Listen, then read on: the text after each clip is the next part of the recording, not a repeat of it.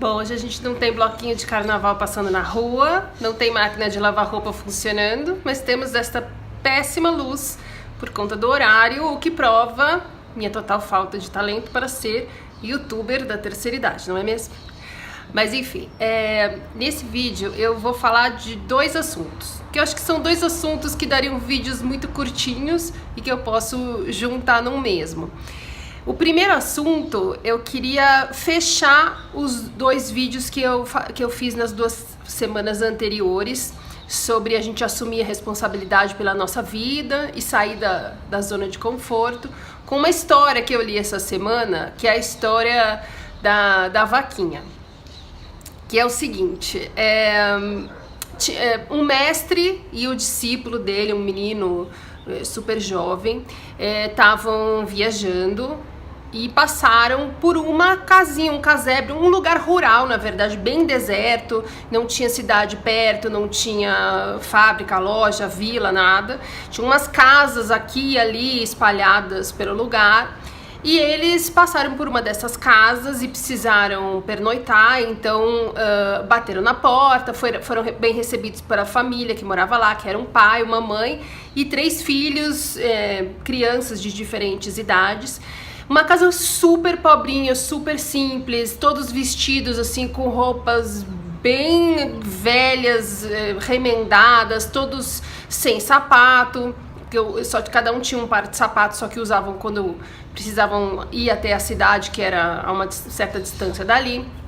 E o mestre, interessado nessa família, conversando e tal, perguntou como que eles faziam para tirar o sustento deles e tal. E aí o pai contou que eles tinham uma vaca que ficava ali na propriedade deles, que essa vaca dava X litros de leite lá por dia e que eles consumiam uma parte desse leite que ela produzia, a outra parte eles vendiam e com o dinheiro da venda eles compravam outras coisas de necessidade básica que a família precisava e assim eles iam vivendo e estavam muito satisfeitos assim, porque não faltava comida, estavam todos com saúde e tinham um teto ainda que meio capenga, mas tinham. E o mestre falou, bom, ok, tal, agradeceu, tal, e seguiram viagem, ele e o discípulo novinho dele.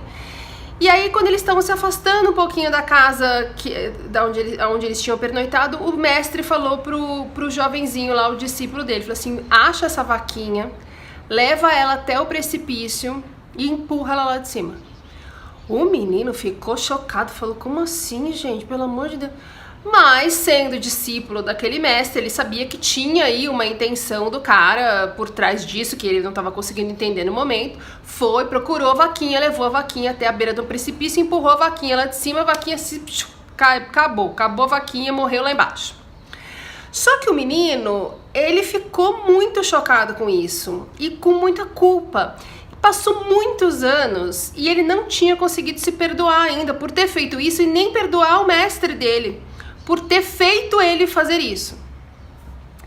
E aí, tendo passado vários anos, ele acabou abandonando o mestre e ele falou, vou procurar de novo aquela família, vou me desculpar, vou explicar o que eu fiz e vou ver como eu posso ajudá-los de alguma forma, porque a situação deles deve ter ficado, né?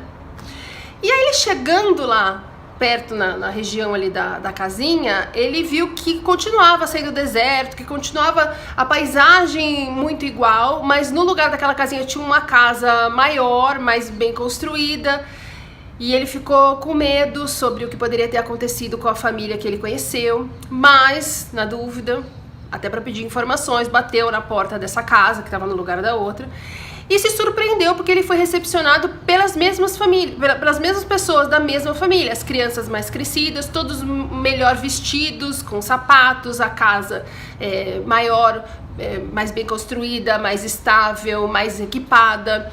E ele viu que tinha plantações em volta, um celeiro, uma carroça, enfim. E aí ele ficou muito surpreso e falou, nossa, mas você lembra de mim e tal, o que aconteceu que vocês prosperaram tanto nesse tempo? Aí o cara falou assim, não, você não sabe, lembra que a gente tinha uma vaquinha e a gente tirava todo o nosso sustento dela? Pois não sei o que aconteceu, um dia a vaquinha simplesmente caiu o precipício abaixo, morreu e a gente ficou sem ter o que fazer.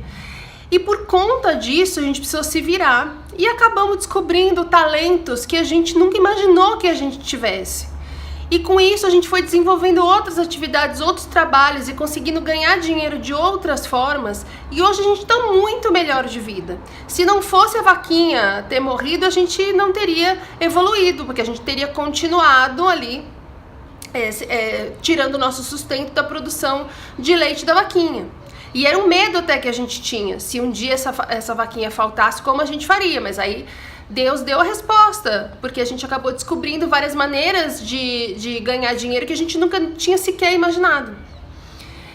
Então, como essa história fecha os assuntos, principalmente dos 2 últimos vídeos que eu fiz nas semanas passadas, eu entendo a dificuldade que vocês têm, porque eu também tive, tenho e talvez terei por muito tempo ainda, de abrir mão de uma situação atual, por pior que ela seja. Porque o conhecido dá pra gente uma sensação de segurança, que por mais que esteja ruim, a gente se sente confortável ali, por isso chama zona de conforto. Tem muita gente que acha que zona de conforto compreende coisas que nos deixam confortáveis com a nossa vida, mas não. É uma área que abrange as coisas da nossa vida em que a gente se sente seguro, só que essas coisas podem ser coisas ruins, que estão fazendo a gente infelizes, que estão deixando a gente doente, que estão deixando a gente estressado, mas que inconscientemente a gente se sente seguro, porque a gente meio que já sabe aonde vai dar pau, a gente já sabe quais são as dificuldades, a gente já meio que se sente ali dono da situação. Só que a gente se sentir confortável ali e não tentar fazer nada diferente para mudar a situação, pelo contrário, muitas vezes a gente evita fazer alguma coisa para mudar a situação porque a gente já está se sentindo seguro ali e tem medo da mudança. Impede que a gente ande para frente, que a gente evolua, que a gente cresça, que a gente descubra outros talentos, que a gente descubra outros caminhos, que a gente enxergue outras portas que a gente possa abrir e trabalhar em outras coisas e ter outros tipos de relacionamento, e enxergar a vida de outra forma. A gente resiste muito a isso, porque a gente tem medo do desconhecido. A gente sempre considera que o desconhecido vai ser pior. A gente nunca considera que o desconhecido pode ser melhor. É uma coisa inacreditável isso. E de novo, não tô te julgando e não tô te criticando, porque é exatamente como funciona a minha cabeça. Mas só queria deixar essa historinha aqui, porque pra gente lembrar dela na hora em que a gente se vir resistindo muito a mudar alguma coisa, a encontrar uma ajuda pro nosso tratamento, resistindo muito à ideia de fazer terapia, resistindo muito à ideia de sair do emprego em que a gente tá, mesmo que isso esteja deixando a gente estressado o suficiente para ficar doente. Todas as coisas que a gente resiste em mudar, mas que não estão fazendo a gente feliz. A gente começa a acreditar que a gente não merece ser feliz, porque é isso aqui que eu vou ter, sabe? Comigo é isso, olha a idade que eu já tenho, tudo que aconteceu, eu sei que eu não posso ter mais do que isso, então vou pelo menos me segurar aqui. Isso não é verdade. Isso não é verdade. Quando a gente tem uma vida com conquistas limitadas, na verdade foi a gente que limitou a nossa conquista por medo do que possa sair do nosso controle. Tá? Vamos pensar nisso. Se ficou confuso, assiste de novo os vídeos, volta e ouve de novo a história da vaquinha, porque eu acho muito importante que a gente assuma responsabilidade sobre as coisas que acontecem na nossa vida. A culpa pode não ser nossa, mas a responsabilidade de como reagir àquilo para que a nossa vida fique cada vez melhor é só nossa. Pensa sempre qual é a oportunidade que você tem ali. Qual é o talento que você não está vendo que tem ali. Para que você possa melhorar a sua situação de alguma forma. Sempre vai ter essa resposta. Se você tirar o medo da frente, você consegue ver. O assunto 2, eu queria comentar sobre a revista Saúde deste mês, que o tema de capa é Síndrome de Burnout, em que eu fui entrevistada. Quando eu vi que a nossa amiga Isabela Camargo era a pessoa destacada aqui para a capa, eu já temi. Eu não tenho nada contra ela, gente. O problema é que a visibilidade que essa moça tem e a visibilidade que essa moça teve a oportunidade de dar ao burnout é priceless. Só que ela é partidária do tratamento tradicional, do tratamento convencional, do tratamento alopático para o burnout. Então, só esclarecendo, você que me acompanha aqui no canal vai ouvir isso pela milésima vez, mas você que é novo, eu prefiro pecar pelo excesso e falar de novo. O tratamento para o burnout convencional prescrito pelos médicos, por 99% dos médicos alopatas, é a gente ir a um psiquiatra. E esse psiquiatra vai prescrever para nós ansiolíticos, antidepressivos ou as duas coisas juntas. Por quê? Porque os sintomas da depressão e do burnout são similares em, acho que, sei lá, 80%. É realmente muito similar. Por isso eu entendo a confusão que fazem. Porém, já está mais do que provado que 48% das pessoas que têm burnout têm depressão, mas 52% não têm. O que não significa que elas não estejam deprimidas agora, porque existe uma depressão ali pela situação que a gente se encontra, existe uma depressão que não é mental, consequência, é um dos sintomas de como o nosso corpo está funcionando. E tem a depressão mesmo, que a pessoa pode ter ou não, tanto que 48% das pessoas têm.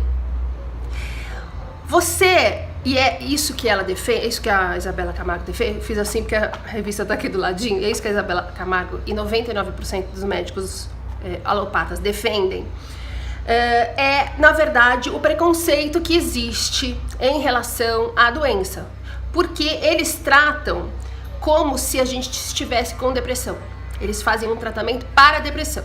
Então eles te dão antidepressivo, eles te dão ansiolítico, recomendam exercício físico, falam pra você comer coisas com triptofano e é nóis porque não deu nada no exame, logo tudo é coisa da sua cabeça.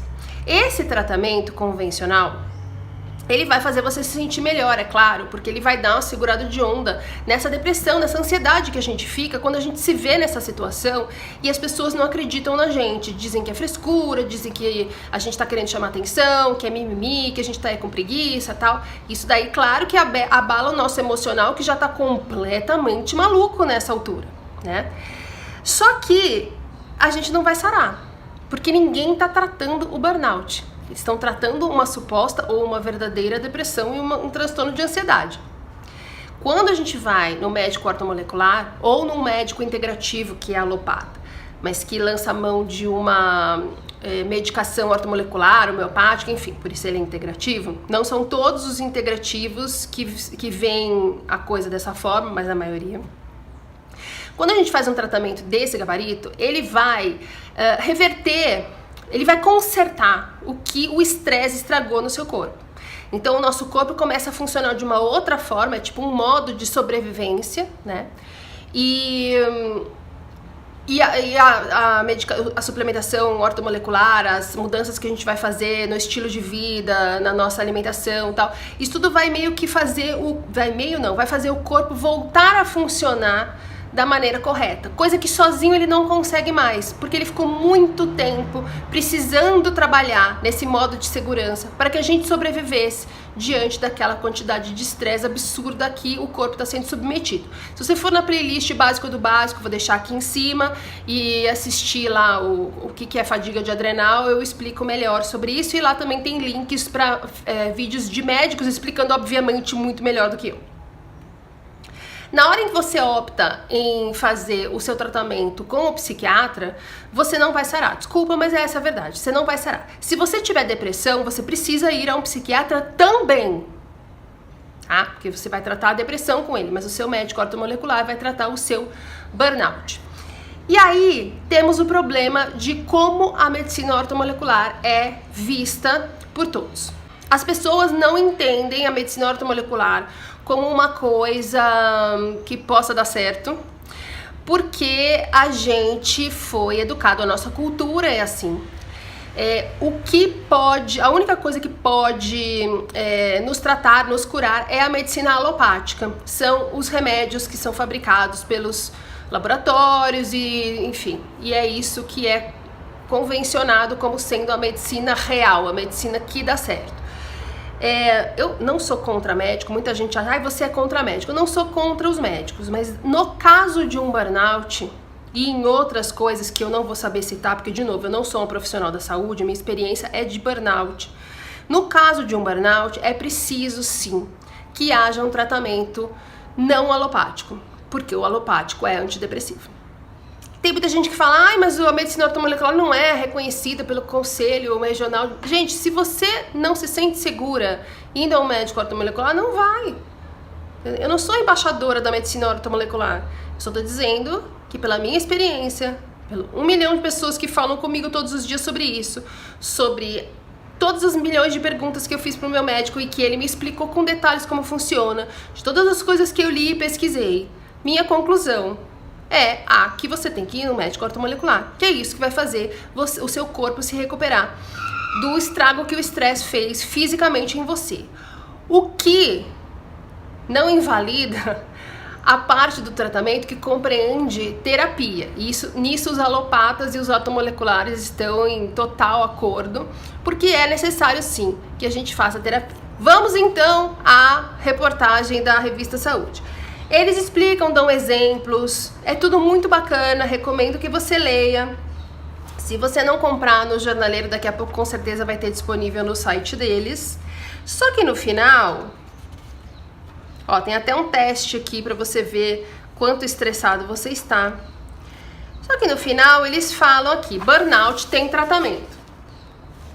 Aí colocam aqui os 3 pilares que podem compor a contenção e a prevenção das crises. Porque no texto eles deixam claro, através da fala da Isabela Camargo, coisa que ela já tinha falado na Veja, e por isso eu temi quando eu vi a foto dela na capa, que o burnout não tem cura, ele só tem controle.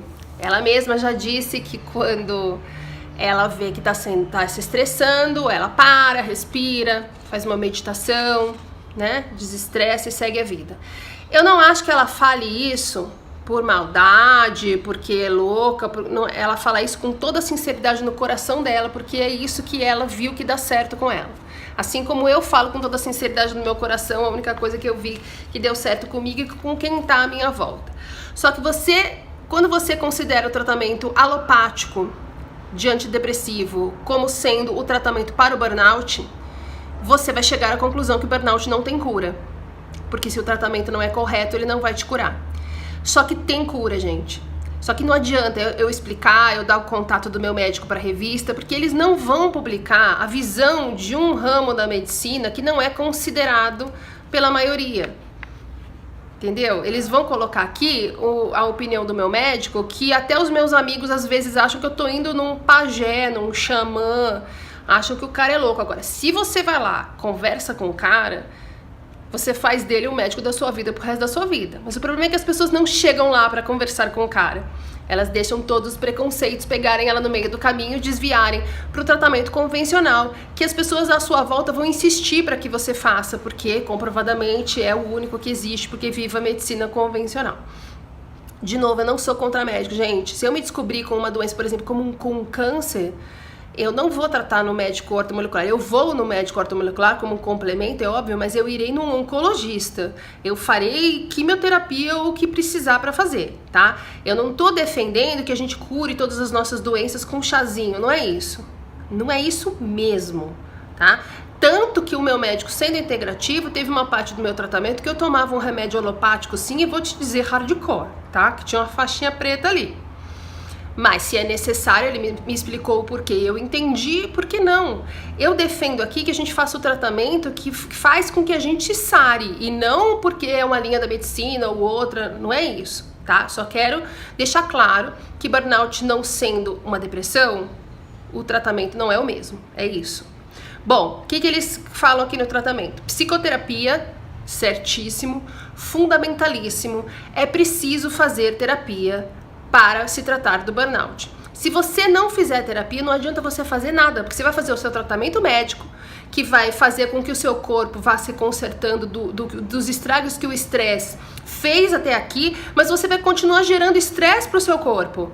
Então você nunca vai sarar. A terapia é quem vai fazer você entender como você gera tanto estresse para o seu corpo e vai te ajudar a lidar de outra forma com as cobranças, com as pressões e tal, para que você não produza tanto estresse mais, entendeu? É uma ação combinada. Remédios. Porque tem 3 itens aqui no tratamento, na recomendação de tratamento: psicoterapia, remédios e estilo de vida. Então, psicoterapia, já falei. Remédios. Nesse caso, o médico poderá receitar antidepressivos e ansiolíticos para combater episódios de depressão e crises de ansiedade.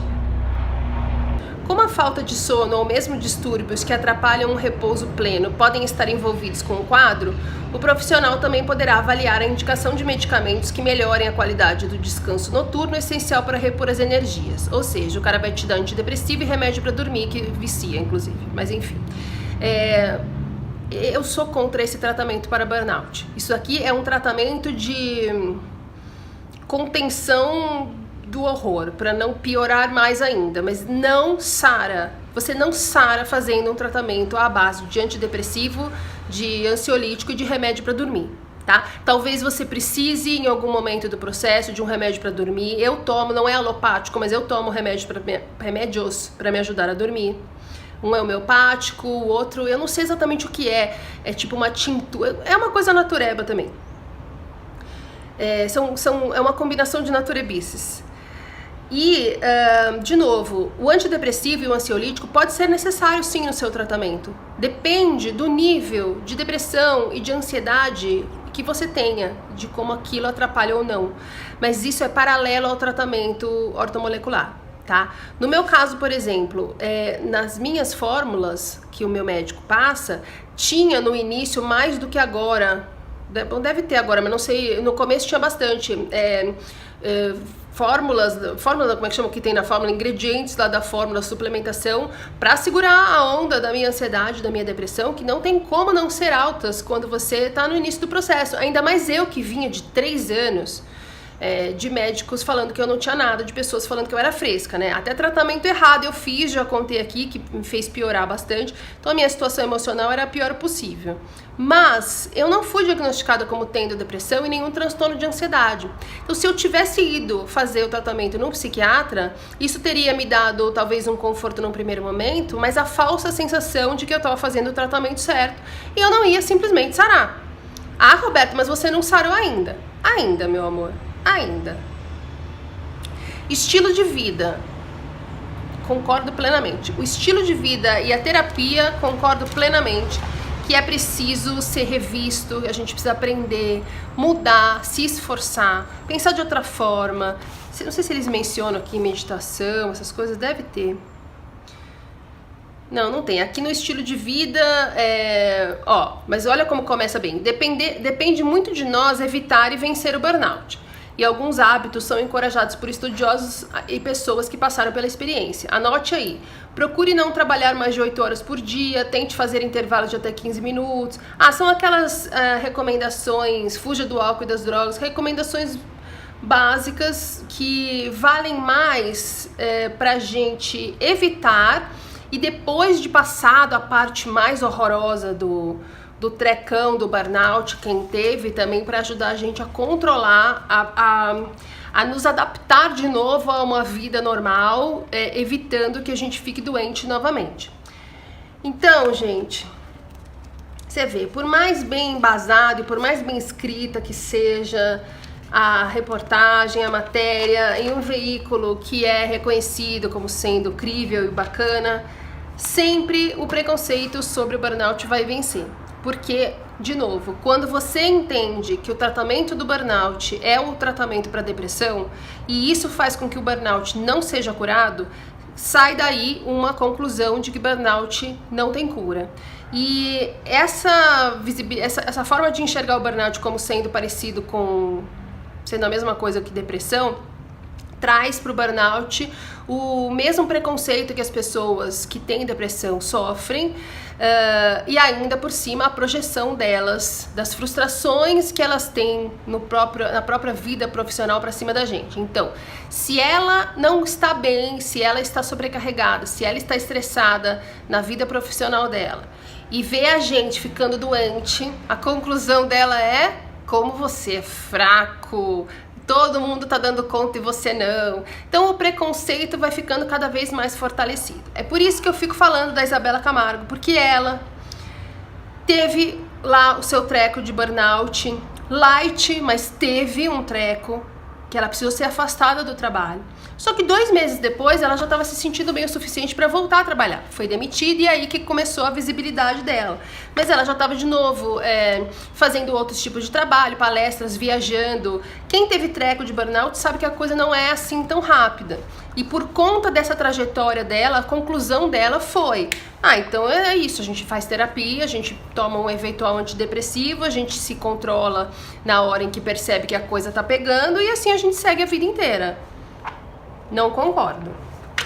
Tem que ir no ortomolecular. Tá? Então, quando tiver uma matéria dessas, você lê, você vê que legal, que estão explicando. A gente sempre aprende uma coisa nova na explicação, na declaração de alguma outra pessoa que teve, de algum profissional que trata, mas sempre tendo em mente que esse tratamento que é indicado em todos, 99,9% das matérias que são criadas, são escritas sobre burnout, que é ir ao psiquiatra e tomar ansiolítico e antidepressivo, é um tratamento que não vai te curar do burnout, tá? Ele vai te curar ele vai fazer você controlar muito bem sua depressão ou sua ansiedade, caso você tenha esse diagnóstico, mas o burnout você só vai curar, na minha opinião, se você for a um médico ortomolecular e na paralela fizer o que também é recomendado pelo tratamento convencional, que é terapia e mudanças no seu estilo de vida.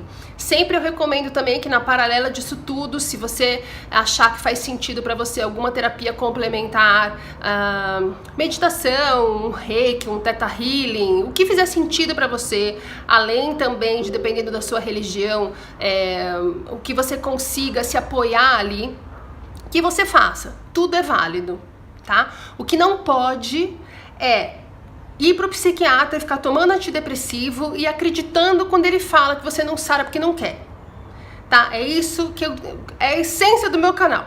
Não vá para um psiquiatra ficar ouvindo que você não sara porque você não quer. Se você não tá sarando com o antidepressivo é porque você tem uma parte do burnout que precisa ser tratada. Uma parte do burnout que você tem burnout, que é uma parte diferente de você da que tem depressão e que você precisa tratar no médico ortomolecular ou no médico integrativo que faça uso de fórmulas ortomoleculares na sua prescrição médica.